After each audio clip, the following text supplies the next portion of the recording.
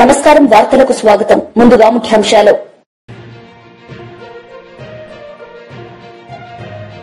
మాజీ మంత్రి Botsa Satyanarayana press meet, TDP నేతలపై ఫైర్.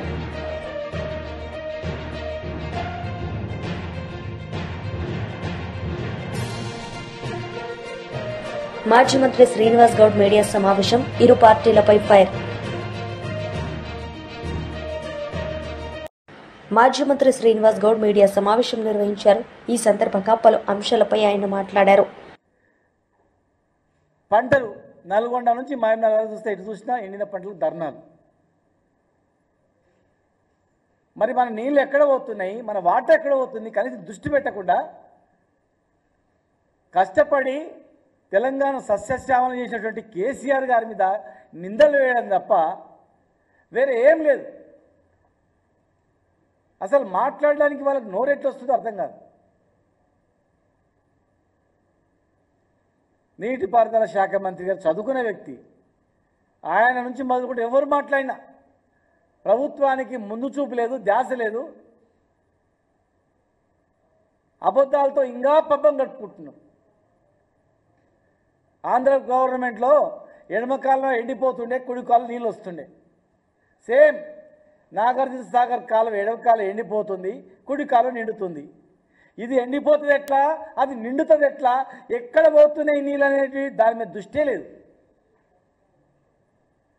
ఆంధ్ర తెలంగాణ పంచాయతీ పెట్టిస్తారు తప్ప పరిష్కారం దిశగా ఆలోచన చేయట్లేదు. తుంగభద్ర నుంచేమో పైన కర్ణాటక దోసుకుపోతుంది. చెక్ డ్యాంల మీద మంత్రాలయం దగ్గర, అదేవిధంగా రాయచూరు దగ్గర చెక్ డ్యాంల పేరు మీద లిఫ్ట్ చేసుకుంటూ నీళ్ళు తీసుకుపోతుంది. కృష్ణా పైన, తుంగభద్ర పైన. ఇటు ఆంధ్రప్రదేశ్లో శ్రీశైలం పైన మొత్తం కూడా కాలువలు దొక్కుంటా నీళ్ళు తీసుకుపోతున్నారు.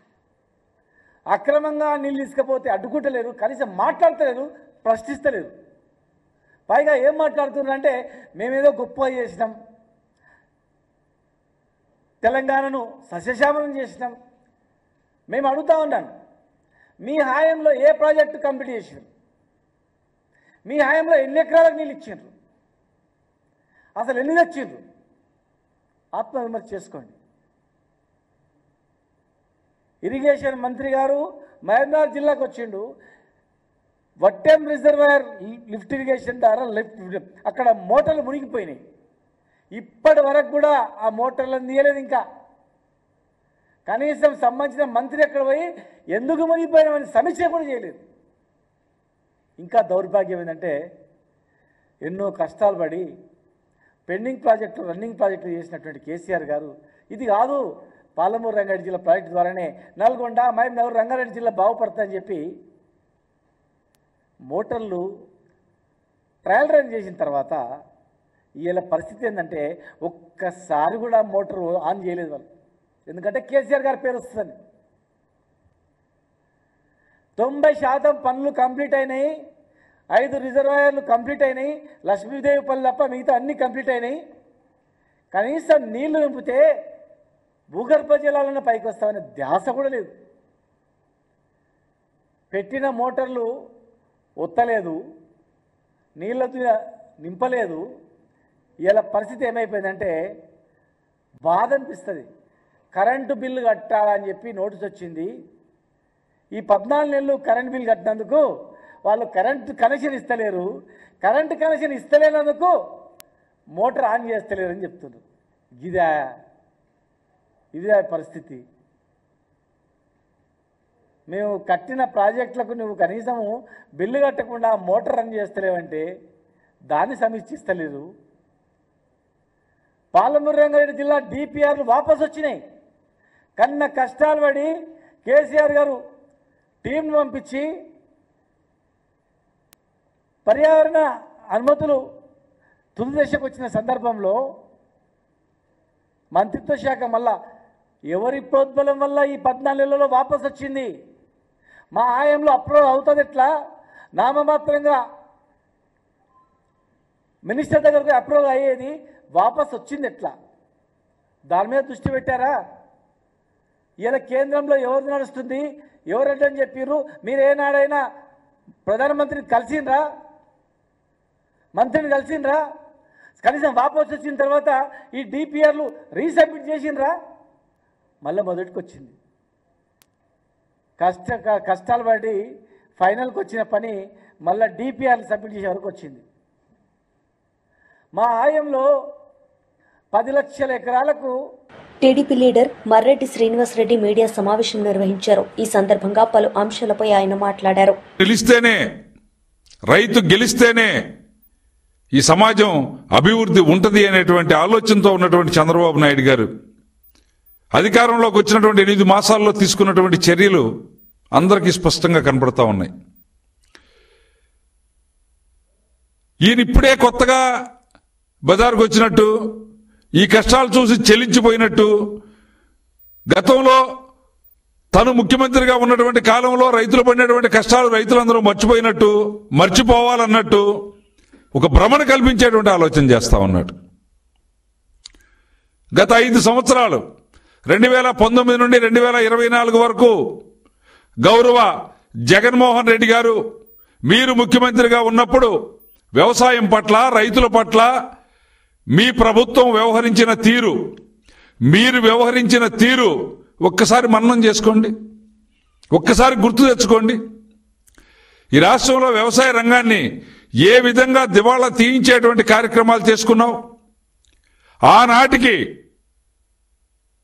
అమల్లో ఉన్నటువంటి పథకాలను ఏ విధంగా అటకెక్కించావు, ఆర్బీకే కేంద్రాలు అనేటువంటి రైతు భక్షక కేంద్రాలను సృష్టించి గ్రామ సీమల్లో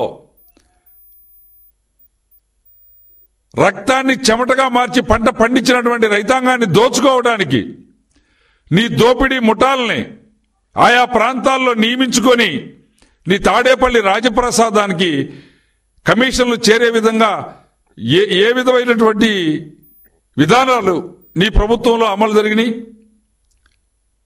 ఒక్కసారి గుర్తు చేసుకోమని చెప్పి అడుగుతా ఉన్నా. తమరి ప్రభుత్వ హయాంలో ధాన్యం కొనుగోలు చేసినటువంటి రైతుల పరిస్థితి ఏమిటి? ఓపెన్ మార్కెట్ను కూడా క్లోజ్ చేయించి ఎక్కడా కూడా రైతులు ఒక కాంపిటేటివ్ ధరకి అమ్ముకునేదానికి అవకాశం లేకుండా తప్పనిసరి పరిస్థితుల్లో రైతు భరోసా కేంద్రాల ద్వారా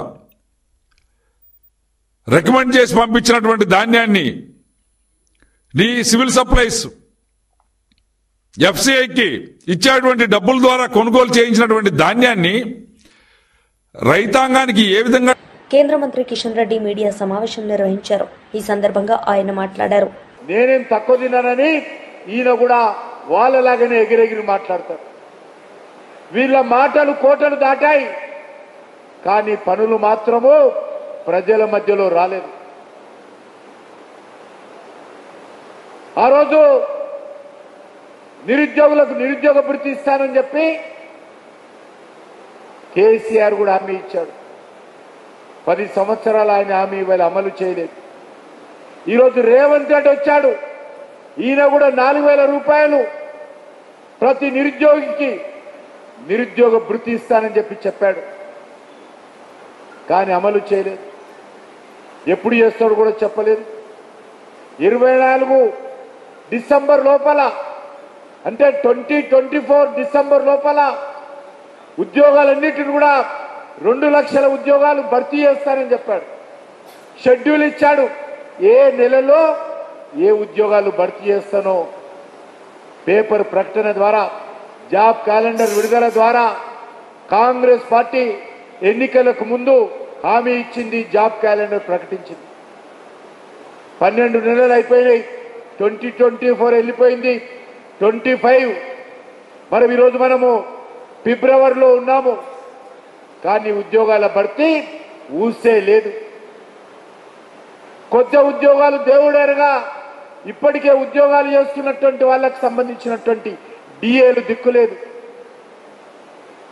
కరువు భత్యం దిక్కులేదు.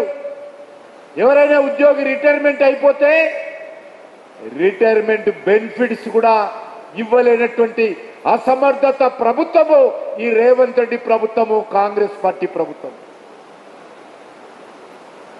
అనేక సంవత్సరాలు ప్రభుత్వానికి ప్రజలకు సేవ చేసినటువంటి ఉద్యోగస్తులకు రిటైర్మెంట్ రోజున బెనిఫిట్స్ ఇవ్వాల్సినటువంటి బాధ్యత ఉన్నది. కానీ రేవంత్ రెడ్డి ప్రభుత్వము అసమర్థత కారణంగా ఈ రాష్ట్రము కాంగ్రెస్ పార్టీ టిఆర్ఎస్ పార్టీ యొక్క మరి అవినీతి కారణంగా ఈ అప్పుల పాలైపోయింది. ఆర్థికంగా దివాలా తీసే పరిస్థితి వచ్చింది. ఈరోజు గ్రామాలలో రోడ్ల రిపేరింగ్ లేదు, గ్రామాలలో కొత్త స్కూల్ భవనాల నిర్మాణం లేదు, గ్రామాలలో రైతులకు సహకారం అందడం లేదు. రైతులకు ఇస్తారన్నటువంటి ఎకరానికి 15,000 ఎక్కడ పోయినాయో తెలియదు. కౌలు రైతులకు ఇస్తారన్నటువంటి పైసలు ఎక్కడ పోయినాయో తెలియదు. రైతు కూలీలకు ఇస్తారన్నటువంటి డబ్బులు ఎక్కడ పోయినాయో తెలియదు. దళిత కుటుంబానికి ఇస్తారన్నటువంటి 12 లక్షల రూపాయలు కనిపించడం లేదు. ఏ ఒక్క కుటుంబానికి కూడా కాంగ్రెస్ పార్టీ వచ్చిన తర్వాత ప్రతి దళిత కుటుంబానికి 12 లక్షలు అని చెప్పారు. ఒక్క కుటుంబానికి కూడా ఇంతవరకు ఇవ్వలేదు. రేషన్ కార్డులు కొత్త ఇస్తామని చెప్పి ఇంకా ఆశ పెడతా ఉన్నారు. మహిళలకు ప్రతి నెలకు 2,500 రూపాయలు ఆర్థిక సాయం చేస్తామన్నారు. కానీ ఒక్క మహిళకు కూడా ఇంతవరకు అందలేదు. ఈ రకంగా వాళ్ళు ఇచ్చినటువంటి హామీలన్నిటిని కూడా అమలు చేయడంలో కాంగ్రెస్ పార్టీ ఘోర వైఫల్యం చెందింది. మరో దిక్కు భారతీయ జనతా పార్టీ నేతృత్వంలోని నరేంద్ర మోడీ గారి ప్రభుత్వము గత 10 సంవత్సరాలలో అనేక రకాలుగా ఈ దేశాన్ని ముందుకు తీసుకెళ్తా ఉంది. అంతకుముందు 10 సంవత్సరాలు పరిపాలించినటువంటి సోనియా గాంధీ నేతృత్వంలో మన్మోహన్ సింగ్ ప్రభుత్వము 12 లక్షల కోట్ల కుంభకోణాలు చేసింది. అది 2G స్పెక్ట్రమ్ కుంభకోణం కానీ, అది బొగ్గు కుంభకోణం కానీ, కామన్వెల్త్ గేమ్ కుంభకోణం కానీ, ఆ రకంగా 12 లక్షల కోట్లు దోపిడీ చేయడం జరిగింది. 10 సంవత్సరాలు మన్మోహన్ సింగ్ గారు ప్రధానమంత్రిగా ఉన్న సమయంలోనే చెప్తా ఉన్నారు. మన్మోహన్ సింగ్ తర్వాత భారతీయ జనతా పార్టీ నేతృత్వంలో మోడీ ప్రభుత్వం వచ్చింది.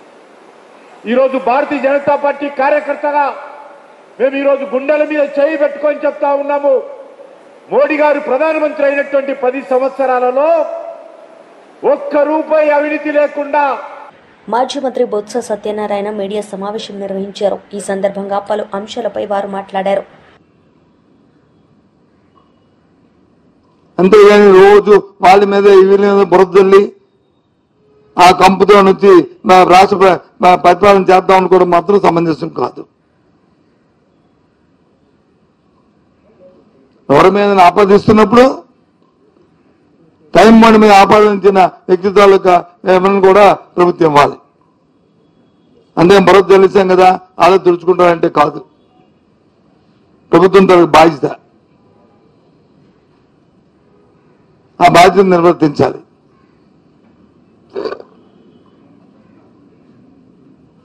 నేను కూడా జరిగిందండి. నేను నా గవర్నర్ గారిని కలిసాం కదా, ఆయన సూటిగా ఒక ప్రశ్న అడిగారు. మాజీ ముఖ్యమంత్రి గారికి ఉన్న భద్రత ఏంటంటే జడ్పీఎస్ భద్రత ఉంది సార్ అన్నాను. Is it? ఎస్, అది వర్చువల్గా వచ్చింది, అది సర్టిఫికేట్ ఇచ్చారండి అన్నాను.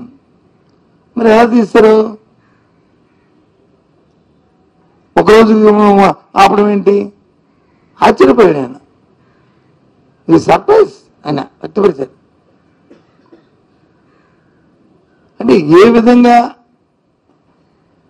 అధికారాన్ని చేతిలో తీసుకుంటామో, ఎందుకు ఇప్పుడు మళ్ళీ దీన్ని ఈ విషయానికి వచ్చారంటే, నిన్న ముఖ్యమంత్రి గారు మాట్లాడిన మాటలు ఒక మాట అన్నారు. ఏమన్నారు? ఇది నాకు సంబంధించిన విషయం అన్నారు. మరి మీకు సంబంధం ఎవరి సంబంధం ఉంటుందండి?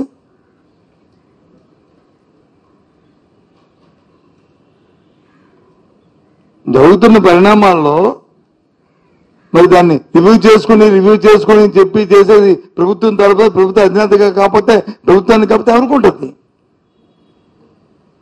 ఎవరు బాధ్యులు?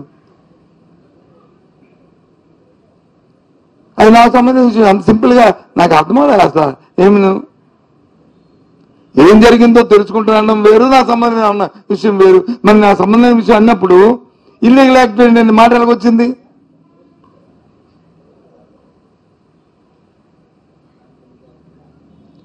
రైతులు చూడడానికి వెళ్ళి, రైతుల తాలూకా కష్టాలు వినడానికి వెళ్ళి, రైతుల తాలూకా బాధలు వినడానికి వెళ్ళి, వాళ్ళకి మద్దతు ధర రాలేదని రైతులు వచ్చి ఆత్మహత్య చేసుకుని మధ్య వచ్చి బాధపడుతున్న నేపథ్యంలో వాళ్ళ దగ్గరికి వెళ్తే అది ఇల్లీగల్ యాక్టివిటీ అంటే మరి ఎలా వచ్చిందండి? మ్యూజికల్ నైట్ వచ్చి అది ఇల్లీగల్ కాదు, ఇది ప్రాపర్ ఆథరైజ్ యాక్టివిటీని మొత్తం యంత్రాంగం అంతా అక్కడ కేంద్రీకృతం అయితే అది ఎంత ఎలాగైందండి కాదా? సో దయచేసి మీ ప్రభుత్వాల్లో మీ ప్రయారిటీలు, మీ విధానాలు మీకు ఉంటాయి, మేము కాదనం. మీ ప్రయారిటీలు మీవి, మీ విధానాలు మీవి. అయితే మీ ప్రయారిటీలో రైతులు లేరనేది మేము గుర్తించాం.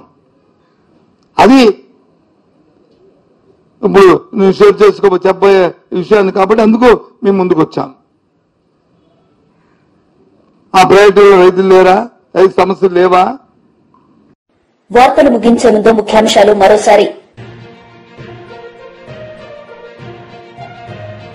మాజీ మంత్రి Botsa Satyanarayana press meet, TDP నేతలపై ఫైర్.